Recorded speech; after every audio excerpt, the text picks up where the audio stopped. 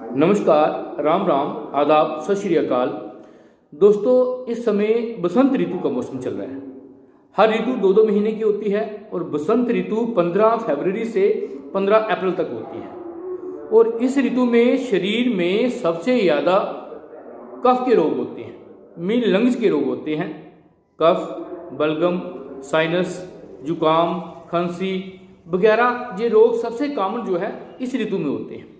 तो आज हम आपसे एक ऐसे पौधे की मेडिसिनल प्लांट की चर्चा करने जा रहे हैं जो आपके घर के आंगन के आसपास होता है, लेकिन हमें ज्ञान ना होने के कारण हम इस रोग के लिए हजारों रुपए के केमिकल खा लेते हैं। तो जिस पौधे की मैं आपसे बात कर रहा हूँ, पौधे का इंग्लिश नेम है मेलवर नट। हिंदी में इसको बासा बोलते हैं या अड़ूसा बोलते हैं। गुजराती में और मराठी में भी इसको अड़ूसा ही बोलते हैं। पंजाबी में इसको बंसा बोलते हैं। हम अपनी डोगरी भाषा में इसको भ्रंकड़ बोलते हैं। बसंत ऋतु में इसमें वाइट कलर के छोटे छोटे फूल आ जाते हैं और इस फूलों में होता है मधु होता है। मधुमक्खियाँ जो है इस पे बैठती हैं और जहाँ से मधु निकाल के ले जाती हैं। अब आपको बताएं कि लंग्स रोगों के लिए, रेस्पिरेटरी डिजीज़ के लिए ये एक रामबाण औषधि है। मार्केट में आयुर्वेदिक मेडिसिन जितनी भी लंग्स के लिए जहाँ खांसी की बनाई जाती हैं उनमें इसका प्रयोग किया जाता है। अगर ब्रोंकियल अस्थमा हो, ब्रोंकियल अस्थमा आपको पता है, ब्रोंकियल अस्थमा में लंग्स की जो ब्रोंकीज होती हैं वो ब्लॉक हो जाती हैं, तो उनको खोलने में ये पौधा जो है एक रामबाण औषधि का काम करता है। कफ है, मीन किसी भी प्रकार की खांसी है, सूखी खांसी है, बलगम वाली खांसी है, पुरानी से पुरानी बलगम को ये पतला करके शरीर से बाहर निकाल देता है। ट्यूबरक्लोसिस है, मीन अगर टीबी रोग है, वो भी टीबी भी एक फेफड़ों का रोग है, उसको भी केयर करने में ये बहुत ही मददगार है। हीमोपेटेसिस रोग है। हीमोपेटेसिस में क्या होता है, खांसी के साथ ब्लड आता है, तो उसको भी केयर करने के लिए ये एक रामबाण औषधि है। मीन कहने का मतलब रेस्पिरेटरी सिस्टम के जितने भी डिजीज हैं उन सब के लिए ये एक वंडरफुल आयुर्वेदिक औषधि है। अब इसको प्रयोग कैसे करना है? इसको प्रयोग करने के बड़े सारे तरीके हैं। इसका रस निकाल के, इसके पत्तों का पाउडर, इसके पंचांग का पाउडर, या इसको सिगरेट में डाल के भी पी सकते हैं। तो आपको बताते हैं कैसे आपने इसका प्रयोग करना है। इसके पत्तों का रस जो है वो शहद के साथ आप प्रयोग कर सकते हैं, लेकिन थोड़ा खुश्क नेचर के होने से इनसे रस निकलना थोड़ा मुश्किल होता है। तो आप इसमें अदरक का रस मिला सकते हैं। पत्तों में उनको साफ करके पानी नहीं लगाना चाहिए। अगर पानी से साफ किए हैं तो वो पानी जब सूख जाए तो उसमें अदरक डाल के मिक्सी से अच्छे साफ सुथरे कपड़े से इसका रस निकाल लें और उस रस में इक्वल क्वांटिटी या उससे ज़्यादा क्वांटिटी में शहद मिलाएं, फिर इसका प्रयोग करें। इस प्रयोग से अगर आपकी खांसी है तो 2 दिन में ठीक हो जाएगी। अगर बलगम वाली खांसी है तो वो 4 दिन लग सकती है।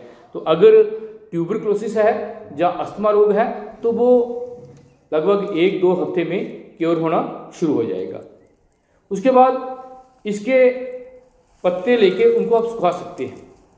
इसके पत्तों के साथ दतूरे के पत्ते, अगर काला दतूरा मिले तो ज़्यादा बेटर है, उसके पत्तों को भी सुखा के उसका पाउडर बना के आप बीड़ी में भर सकते हैं। बीड़ी या सिगरेट से वो तम्बाकू निकाल के तम्बाकू की जगह इसके पत्तों का पाउडर और दतूरे के पत्तों का पाउडर मिक्स करके लेने से अस्थमा रोग जो है उसका धुआं जैसे अंदर जाएगा, रेस्पिरेटरी सिस्टम के डिजीज जो है ठीक होना शुरू हो जाएंगे। अस्थमा रोग में ये बहुत लाभदायक सिद्ध हुआ है। इसके पत्तों के पाउडर में लौंग, पिपर मिला के, मीन जिसको हम पिपली बोलते हैं या मग बोलते हैं, जो मसाले में यूज़ की जाती है, उसका दोनों का पाउडर बनाकर आप शहद के साथ ले सकते हैं। अगर आप कुछ भी मिक्स नहीं करना चाहते तो इनके पत्तों का पाउडर ही हनी के साथ मिक्स करके आप ले सकते हैं। रेस्पिरेटरी डिजीज़ों को छोड़कर कुछ और भी इसके अंदर बहुत अच्छी प्रॉपर्टी है। एंटीपायरेटिक्स है, मीन बुखार के लिए भी इसका प्रयोग, इसकी जड़ों का पाउडर या इसके पत्तों का पाउडर आप प्रयोग कर सकते हैं। अगर टाइफाइड है तो इसकी जड़ों का प्रयोग दिन में 2-3 बार यूज़ करने से टाइफाइड ठीक होना शुरू हो जाता है या ठीक हो जाता है। इसके पास एंथेलेमेटिक प्रॉपर्टीज़ भी हैं। एंथेलेमेटिक मीन जो वर्म है, जो कीड़े होते हैं पेट के, उनको ख़त्म करने के लिए अगर बच्चों को पेट में कीड़े हैं तो इसके पत्तों का पाउडर स्मॉल क्वांटिटी में भी आप बच्चों को दे सकते हैं। उससे पेट के कीड़े जो हैं वो मर जाते हैं। या पशुओं में कई बार पेट के रोग हो जाते हैं। अगर पशुओं में जो हमने घर में कैटल रखे हैं उनमें अगर पेट के कोई रोग है या वर्म या कीड़े उनके पेट में बने हैं तो आप इनके पत्तों को उनके चारे में डाल सकते हैं। और इसके पत्तों का प्रयोग अगर आप किताबों में करते हैं, किताबों में कीड़े नहीं लगते। अगर आप चावलों में या कणक में वो मेडिसिन डालने के बजाय अगर आप इसके पत्ते डाल देते हैं तो तब भी काफ़ी हद तक ये कीड़े से बचे रहते हैं। तो ये पौधा एक रामबाण औषधि है।